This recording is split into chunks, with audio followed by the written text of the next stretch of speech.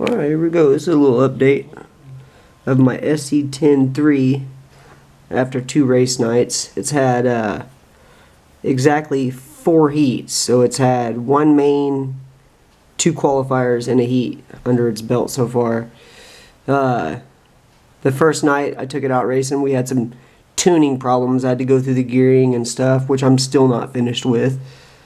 It's got its couple dents and dings and little scratches and whatnot from racing, so it's got its little war marks already. I don't know if you can see these up here. Oh, it actually looks pretty good up top.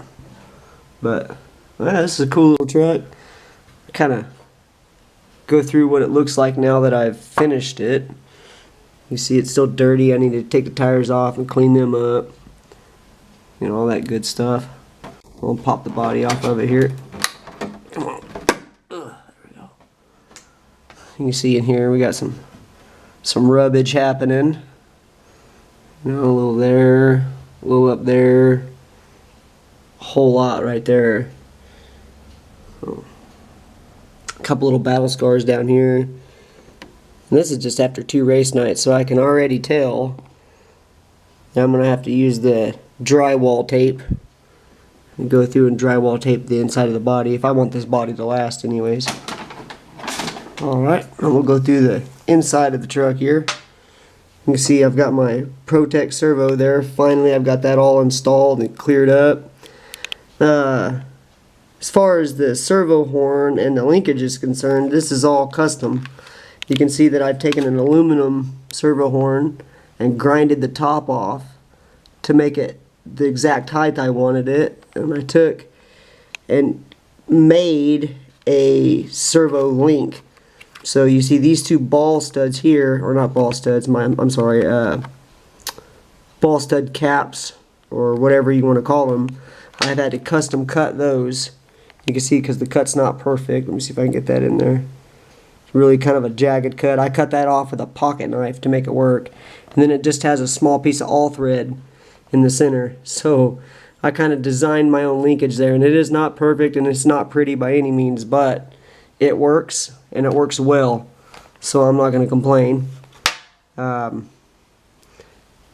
can see how I set my servo, or not my servo, but my receiver and ESC here. I put them on the left side of the truck, kind of counterbalance some of the weight. I've got my lap counter there on the left side of the truck and the right side. So this looking at the rear of the truck. You see I have my motor can and everything on this side, so I put the ESC and receiver on that side to try to counter some of that weight.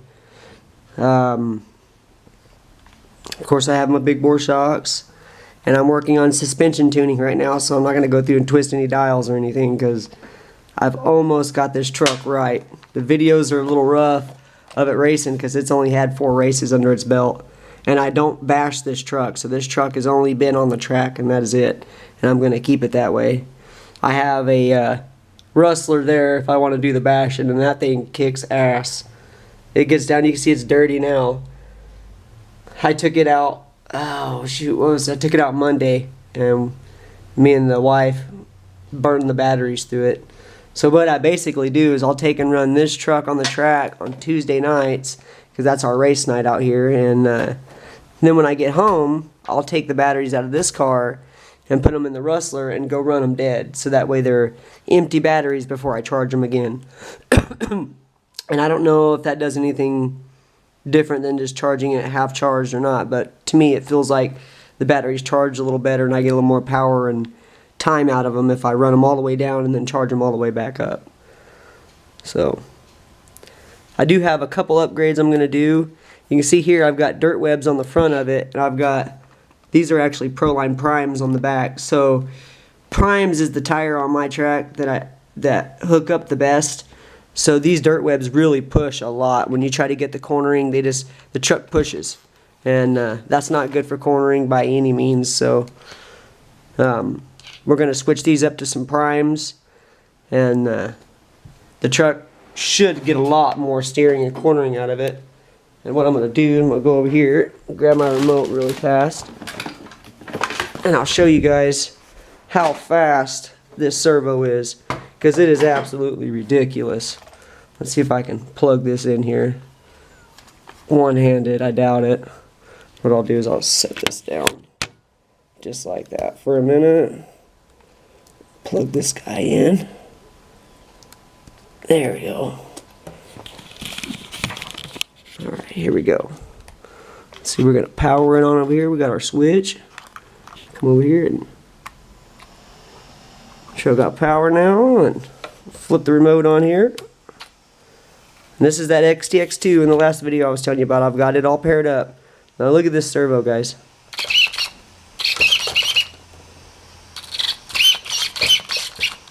Just ridiculous. Let's see if I can get a little better shot of it here from the front.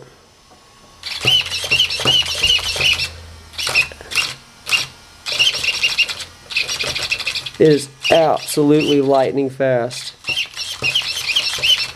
So,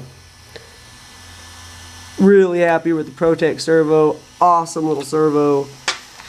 Temperature on this, I just looked earlier, I have a 21 tooth pinion and an 81 or 80 tooth spur gear. So I'm going to go to a 22 teeth pinion and a 79 or 78 tooth spur gear to give me just a little more top speed, because the higher the pinion gear, the more the top speed. The lower the spur gear, the more the top speed. So I'm going to do both. One down on the spur gear and one up on the pinion gear to give me a little more top speed. Other than that, guys, I think I'm done with this truck. It's running, it's fine. That is a 13.5 Hobbywing, just stock motor and ESC combo. But this thing is awesome. It's fun to drive. It's definitely not as much power as the Rustler, but for racing, you don't need all that power. This truck is awesome. So I just wanted to do a complete update video that it is done running. This truck is track worthy now. It has been on the track. It has done 2 race days, and next Tuesday it will hopefully be there again. Another thing before I get off here, what I'm thinking about doing is right here, I'm going to leave these clips in like this, and then take a little small like dental rubber band and wrap rubber bands around everything. And then when I put the body on over the top of it, put more clips in and then rubber bands on that as well. And I'm hoping that will quiet the truck down when it lands. But, alright guys, that's it. I just wanted to show a complete video of this SE 10.3 with the upgrades and the new motor and all that good stuff and the badass servo. So, until next time, guys, next Tuesday will be the next videos. So, a little less than a week from today, there'll be a new set of racing videos on this truck. Till then, see you guys.